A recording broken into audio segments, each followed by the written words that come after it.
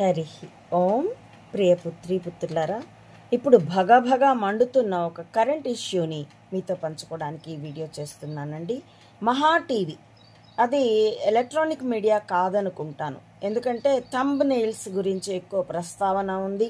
అలాగే సైబర్ నేరాలుగా కొంతమంది బీఆర్ఎస్కి చెందిన వాళ్ళట, అదేలేండి గులాబీ పార్టీ దానికి చెందిన వాళ్ళట, వాళ్ళు కంప్లైంట్ కూడా చేశారు, దాడి కూడా చేశారు.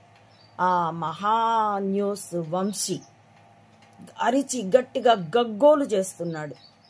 ఇది ప్రజాస్వామ్యమా, ఏమిటి దౌర్జన్యం, ఎవరిచ్చారు హక్కు అని.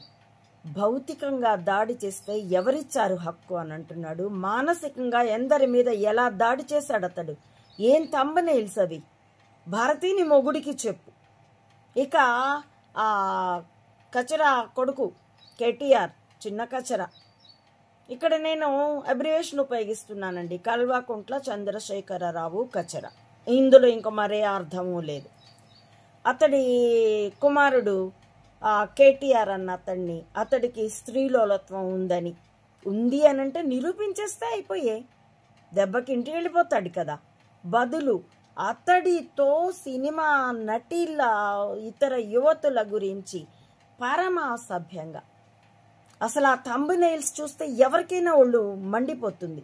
అంతకుముందు నేను ఒక 2-3 వీడియోలు చూసి అతడి భాషకి, అతడి దేహ భాషకి ఓ నమస్కారం అనుకుని అందులో ఉన్న అసత్యపు ఆరోపణలకి ఒళ్ళు జలధరించి నేను తర్వాత ఎప్పుడు ఆ టీవీని, ఆ మహా న్యూస్ని చూడలేదు. అతన్ని ఎందుకో కొంతమంది టాల్కం పౌడర్ అని పిలవడం చూశాను, అదెందుకో కూడా నాకు తెలియదు. ఏది ఏమైనా అది అతికి వెళ్తే ఒక్కోసారి దండం దగ్గరికే వస్తుందండి విషయం. హింస అభిలషణీయం కాదు, కానీ ఒక్కోసారి అది తప్ప మరో మార్గం ఉండదు.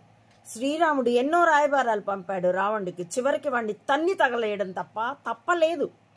అలాగే శ్రీకృష్ణుడు పాండవుల తరపున ఎన్నో రాయబారాలు పంపారు, స్వయంగా తాను కూడా వెళ్తే తన్ను కట్టిపడేయాలనుకున్నాడు ఆ దుష్ట చతుష్టయం.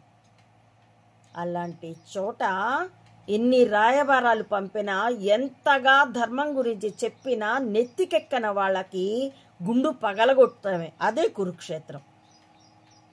తాను మీడియానా, అది అసలు మీడియా సంస్థేనా, ఒక బ్రోకర్ కంపెనీ. అన్నీ అబద్ధాలే, పక్షపాతంతోనే. సాక్షి పత్రిక ఉంది, అది నిజాలు చెప్తుందా అంటే అది వాళ్ళ సొంత పత్రిక, వాళ్ళే చెప్పుకున్నారు, వాళ్ళు అలాగే రిజిస్టర్ చేసుకున్నారు.